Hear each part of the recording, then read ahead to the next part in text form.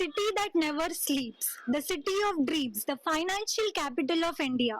But during every monsoons, the story of Mumbai is same. Flooded roads, stranded citizens, and broken promises.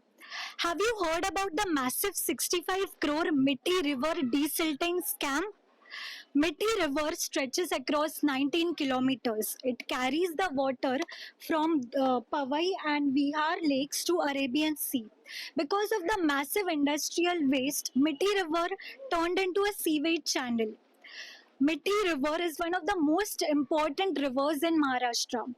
After the 2005 massive floods in Mumbai, BMC promised every year that desilting of the Mithi River will take place. Crores of rupees were spent in desilting process, but the Mithi River is still choked. Now, the investigation by the EOW or the Economic Offense Wing has uncovered some shocking facts. EOW has alleged that the slit or the debris was not removed from some places and the dumping sites were faked. Bills were inflated and machines worth rupees 3 crores were shown to cost rupees 8 crores. MOUs were forged. One of the MOU had the signature of a dead person. Can you believe that? Such massive financial irregularities have taken place in the Mithi River desilting scam. At the center of it is BMC's Deputy Chief Engineer Prashant Ramu Gade, who took bribes in forms of foreign trips to Singapore and luxury expenses, all arranged by contractor Ketan Kadam of Water India LLP, a Mumbai-based company that provides desilting services.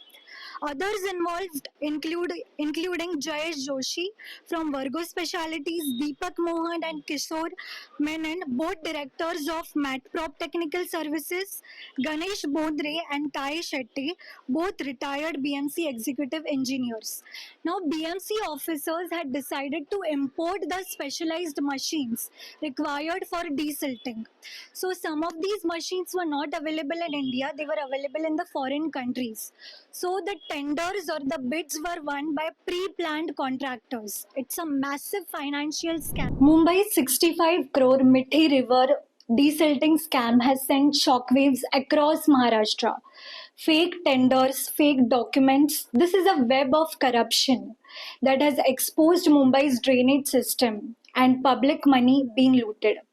But here's the most concerning part. The 5 contractor companies accused in this Mithi River desilting fraud could also be operating in various areas like Thane and the suburbs. MNS General Secretary Mr. Sandeep Pachange has raised an alarm.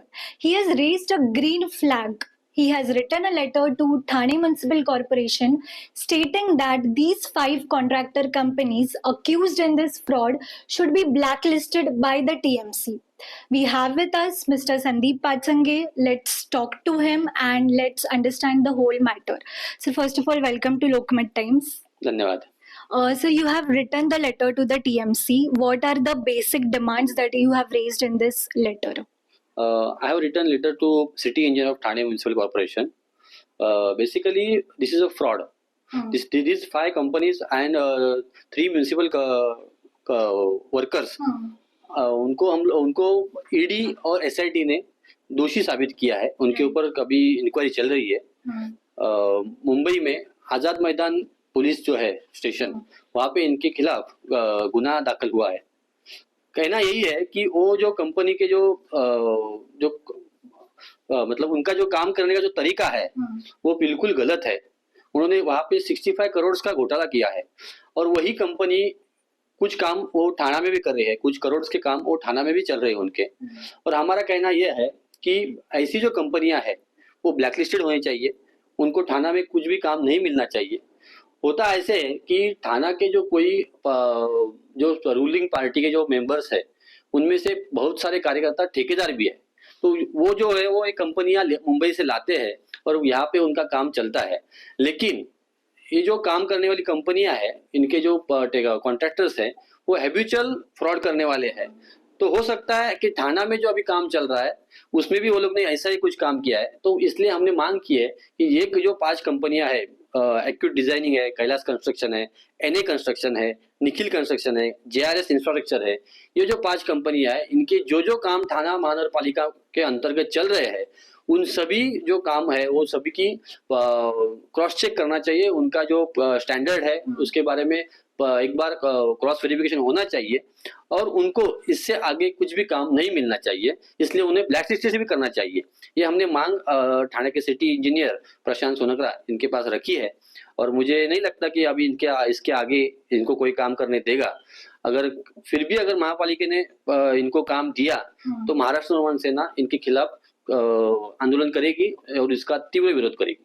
Sir अभी monsoons आ रहे हैं, monsoons के पहले हम लोग ने देखा है नाली सफाई होती है, देन पूरा क्लीनिंग प्रोसेस होता है। तो ठाणे में ये अभी उन्होंने डेडलाइन दिया था 20 मई तक होना चाहिए, बट अभी तक ये हुआ नहीं है एंड इसमें ये मिठी रिवर का एक विषय आया है। तो आपने ये भी मांग की है कि ऑडिट भी होना चाहिए इस कंपनीज का। So what is the further procedure? अभी आपने जैसे बताया, मैंने भी आज न्यूज में ही पढ़ा है कि तकरीबन कुछ 51% ही अभी तक नाली सफाई का काम हुआ है। अभी आप देखेंगे कि पिछले कुछ सालों से जो मानसून है वो जल्दी आ रहा है। तो हमारे टीएमसी के जो कर्मचारी है, जो अधिकारी है या फिर हमारे कमिश्नर है, वो कभी अपडेट होंगे? वेदर रिपोर्ट, वेदर जो कंडीशन ऐसी होने वाली है, ये अगर हमको पहले से पता है तो हम लोग ने भी काम पहले चालू करना चाहिए था।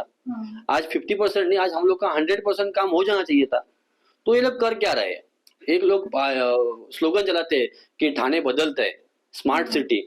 तो ये कहाँ पे स्मार्ट है? मुझे तो नहीं लगता कि महानगर पालिका की कोई अधिकारी स्मार्ट है। अगर वो स्मार्ट होते तो आज हमारी जो नाली सफाई है वो पूरी हो जाती थी।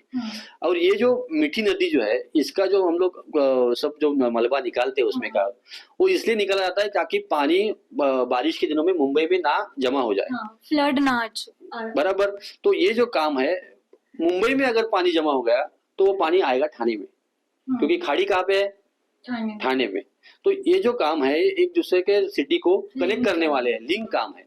तो हमारी मांग यही है कि ऐसे काम जो ठाणा में हो रहे हैं नाली सफाई के, उनके ऊपर भी इन लोग ने जांच करनी चाहिए। और अगर ये कंपनियां रहेंगी तो उनको काम ही नहीं देना चाहिए। ऐसा नहीं होना चाहिए कि एक कंपनी को मुंबई में अगर ब्लैकलिस्ट किया तो वो कंपनियां नाम बदलकर या फिर उनके वही डायरेक्टर्स रहेंगे और वो जाके ठाणे, नवी मुंबई, मीरा भाईंदर, मतलब सबब से बोलते हैं MMRDA के, वहां पे जाके काम करेगी। तो ये लॉ आप देखेंगे तो उसका वायलेशन है। तो इसलिए हमने मांग की है कि ये 5 जो ठेकेदार है, इनके खिलाफ स्ट्रिक्ट एक्शन होनी चाहिए। इनको कोई भी काम थाना में नहीं मिलना चाहिए। MNS के पास ऐसा क्या स्ट्रॉन्ग एविडेंस है क्या जिससे ये साबित होता है ये 5 कंपनीज इन्वॉल्व्ड है in the projects in Thane? अभी देखो, इसमें के जो मेरे ख्याल से जो कंपनियां है वो नाली सफाई में है ऐसा मैं नहीं कहूंगा, लेकिन बाकी के जो काम चल रहे हैं उसमें तो ये कंपनियां है ही। हाँ, तो उसके जो अभी देखिए, ये जो 5 कंपनियां है ये काम कर रही है क्या? 5 के 5 कर रही है क्या, ये हमें बता नहीं सकते हम लोग, क्योंकि हम लोग वहां पे अंदर नहीं है, महापालिका है ही नहीं है, सभागृह है ही नहीं है। कमिश्नर और कुछ अधिकारी मिलके क्या कर रहे हैं क्या नहीं है, लोगों को पता ही नहीं चल रहा है। Administrative control. इसीलिए बोल रहे, क्योंकि ये पहले अगर होता, यहाँ पे अगर महापालिका अस्तित्व में रहती या फिर मतलब इलेक्शन हुए रहते, तो ये सब जो कारोबार चलता है इसमें पब्लिक का इन्वॉल्वमेंट रहता है। अभी है ना, अभी जो कारोबार चल रहा है वो खाली राजा बोले बस सबको करना है, लेकिन जो लोकशाही हम लोग बोल रहे हैं अभी चल नहीं रही है, इसकी वजह से ये सब चीजें हो रही है।